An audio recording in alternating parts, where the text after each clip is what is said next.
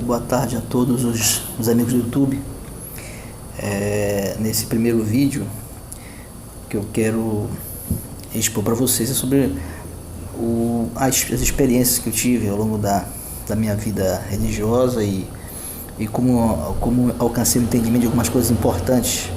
E por isso eu acho importante compartilhar esse entendimento.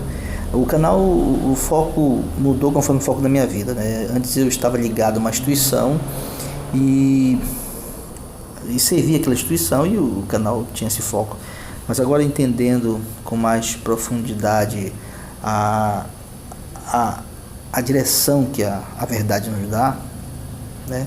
O foco mudou, porque o foco agora é compartilhar aquilo que realmente foi libertador para mim e pode ser libertador para muitas pessoas em várias instituições religiosas, sejam elas quais forem, a partir do momento que elas estejam trazendo sobre os seus membros o controle, né? Impedindo que as pessoas tenham a liberdade de pensar, de raciocinar, de estudar a palavra de Deus. E uma coisa importante que eu quero deixar claro ao iniciar esse vídeo é que eu não venho aqui a atacar instituições. Eu venho falar daquilo que foi libertador e que pode ser libertador para outras pessoas. Então, o foco principal é mostrar a verdade. E de repente, essa verdade pode ir de encontro àquilo que você foi ensinado ao longo da sua vida. Quando eu falo verdade, eu falo a respeito à verdade cristã, né? O que temos como verdade. É claro que tem muitas pessoas que podem questionar e falar das suas próprias verdades, né? Daquilo que eles acreditam como verdade. Então, é o foco no entendimento cristão do que seja verdade. E é preciso que, antes de tudo, você entenda que é importante ter essa liberdade de pensar, de decidir e de agir dentro do cristianismo. Existem pessoas que são presas às suas instituições e não têm liberdade de pensamento. Quando eles querem estudar um assunto com alguém, eles às vezes dizem: não, eu vou ter que pedir permissão do meu pastor. É como se a igreja se tornasse o seu objeto, o seu veículo de salvação, e não as escrituras, não Jesus. E um assunto que eu quero tratar hoje, que eu acho importante, é claro que é um assunto extenso. Eu vou em poucos minutos fazer, quase que um primeiro vídeo, então seria um vídeo introdutório sobre esse assunto. Eu vou deixar um pouco de indagações para que vocês mesmos, por vocês mesmos, cheguem às conclusões necessárias para o vosso próprio entendimento. Porque o meu objetivo não é chegar e como fazem os pastores, os teólogos, né, introduzir algo e dizer para você que você tem que aceitar isso como verdade. Aí você vai julgar a partir de você mesmo, do que você vai ouvir, do que você vai entender sobre a palavra de Deus. Então, o primeiro conselho que eu digo para você: não faça da sua vida uma dependência dos pastores institucionais, né? Muitas pessoas olham os pastores como são homens de Deus. Quem designou quem deve ser homem de Deus? Quem foi que designou isso? Será que é um curso de teologia que diz que a partir do momento que você faz um curso de teologia, então você é um homem de Deus? É uma instituição que diz que deve decidir quem é homem de Deus e quem não é? Então, esses parâmetros de decidir quem é homem de Deus não cabe ao ser humano. Os profetas foram escolhidos pela vontade exclusiva de Deus. Ele determinou, ele escolheu, né? Então, não são as instituições, não são pessoas que decidem quem é homem de Deus. Às vezes você pode ser homem de Deus e não ser um pastor, não ser um institucionalizado. Então, em primeiro lugar, né, é você entender que homem de Deus não significa você fazer parte de uma religião, de uma igreja, de uma instituição para determinar se você é homem de Deus ou não. Até porque existem várias religiões, e uns dizem que o homem de Deus é o pastor da igreja dele, outros de outras igrejas. Mas isso não define você receber de uma instituição a autoridade religiosa, não define você como um homem de Deus, né? Fosse por isso, os pastores aí estariam no outro nível, né, nesse relacionamento. Então, colocando esse aspecto sobre a questão de ser homem de Deus e o estudo da palavra, o meu conselho é que você, de hoje em diante, comece a estudar a Bíblia olhando os seus detalhes, perguntando, você lê e pergunte para você mesmo o que significa isso. E tente achar dentro da própria palavra, procure achar dentro da própria palavra de Deus as respostas que vão vir de encontro à sua necessidade, né? Infelizmente, tem muitas pessoas que leem a Bíblia e procuram em pastores as respostas. Respostas que eles vão dar baseado na sua entendimento acadêmico, e esse entendimento acadêmico foge um pouco da fé, do espiritual.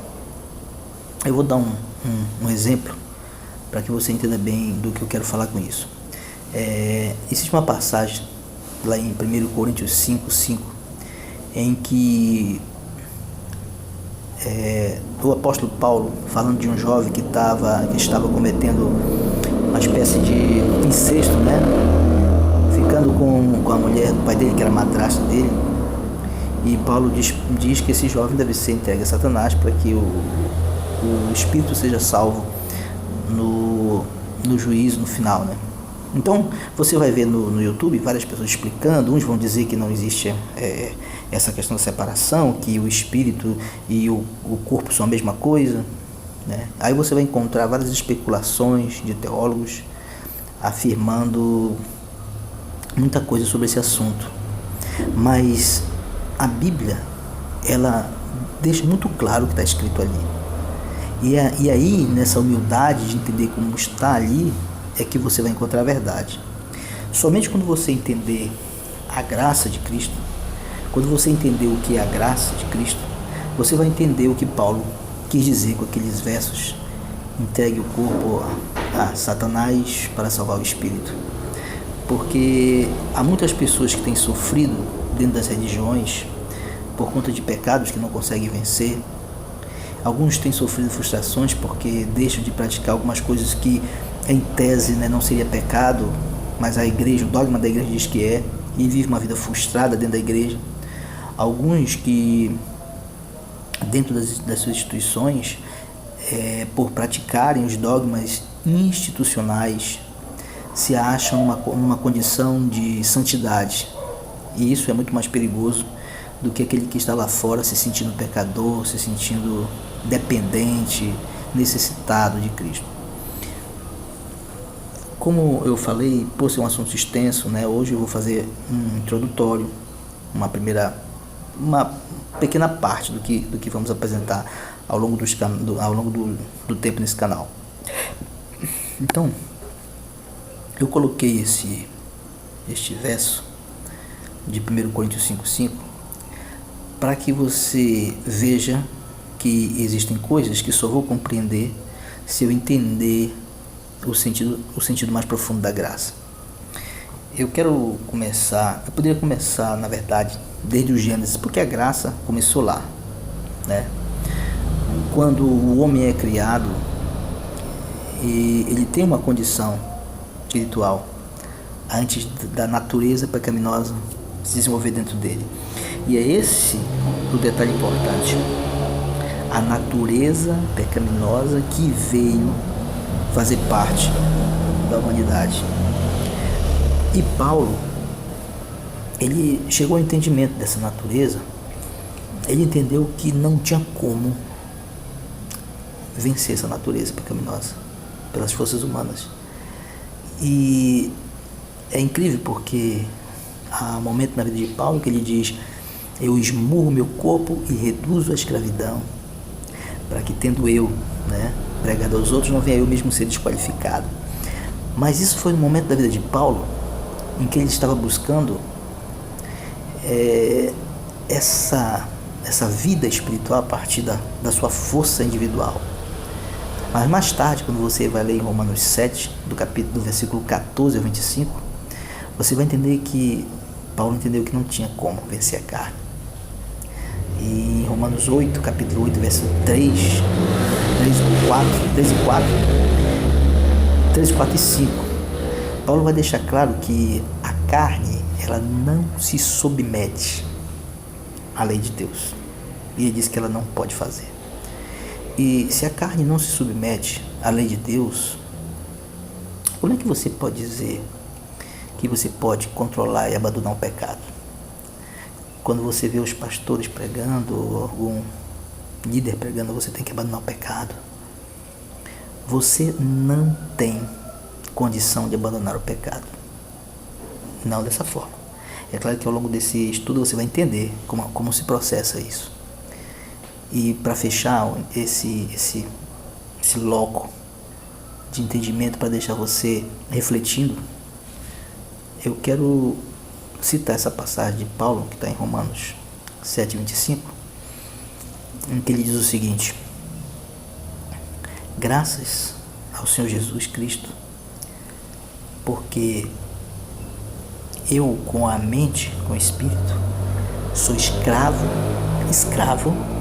da lei de Deus, mas na carne sou escravo da lei do pecado. Veja, Paulo separou as duas coisas. Ele disse que uma parte dele, a parte espiritual, era escravo da lei de Deus, mas a parte física, a parte carnal, era escrava da lei do pecado. E Jesus certa vez falou que o espírito estava pronto, mas a carne é fraca. Então Paulo deixa claro que é acusada pelo pecado e não tem como você se libertar disso. Ou seja, nessa passagem ele deixa claro: eu sirvo a Deus com a mente. Aí você poderia se perguntar: então quer dizer que eu vou tocar aí, vou ver minha vida, curtindo aquilo que a vidona aí, e não importa que eu esteja com o meu espírito. Aí que tem um detalhe, amigo, é que quando Paulo diz que ele é escravo da lei de Deus do espírito, ele está dizendo que ele escolheu um lado e que a carne que ele não controla, ele não é satisfeito com ela. Ele diz assim: agora o viver que eu tenho na carne, veja bem, agora o viver que eu tenho na carne, eu vivo na fé do Filho do Homem. E o que seria se viver na fé do Filho do Homem? A fé em Jesus está lá em 1 João 9. Se confessarmos os nossos pecados, Ele é fiel e justo para perdoar os pecados e nos purificar de toda justiça. Viver na fé do Filho do Homem é confessar os pecados. E você vai confessando seus pecados e você vai sendo perdoado. Quando você peca, porque a carne, ela não pode ser controlada, o seu espírito está pronto, está servindo a Deus, mas sua carne, como diz lá no próprio Romanos capítulo 7, ela guerreia contra o seu espírito. E nessa guerra, muitas vezes você cai, você falha, e você perde a batalha, e aí você tem que viver na fé no Filho do Homem, na fé em Jesus. É Ele que vai te dar condição. Nos próximos vídeos nós vamos abordar isso com mais detalhes. Eu vou apresentar para vocês alguns versos com mais detalhes sobre esse assunto. E você que às vezes lutou muito tempo contra o pecado e achava que estava perdido dentro da igreja, que estava condenado, achava que não tinha oportunidade de mudança, você vai entender que muita coisa é possível. É possível. O pecado é uma deficiência. Uma pessoa tem a deficiência dela até o final da vida, mas isso não muda o que ela é. Deus falou para o povo de Israel certa vez: vocês não podem mudar as manchas do leopardo, e assim como vocês também não podem mudar a forma de vocês agirem e fazer o bem se vocês são acostumados a fazer o mal. Então, nos próximos vídeos eu estarei abordando melhor, com mais profundidade esse assunto. Deixe no comentário se você tem alguma pergunta, se você achou interessante o assunto e você quer acompanhar o desenrolar de tudo isso, você sente vontade de se sentir liberto, faça um comentário no vídeo e dê um joinha, um ok, que vai servir como incentivo para nós continuarmos abordando esse assunto. Se inscreva no canal, para que você possa compartilhar. Eu tenho certeza que quando você entender bem esse assunto, Você vai ficar tão feliz que vai querer compartilhar esse assunto com outras pessoas, porque você vai se sentir realmente liberto, ok? Então, um bom dia para todos e até a próxima com a continuidade desse assunto que é tão importante para a salvação, para o perdão e felicidade das pessoas que vivem dentro das instituições ou fora dela.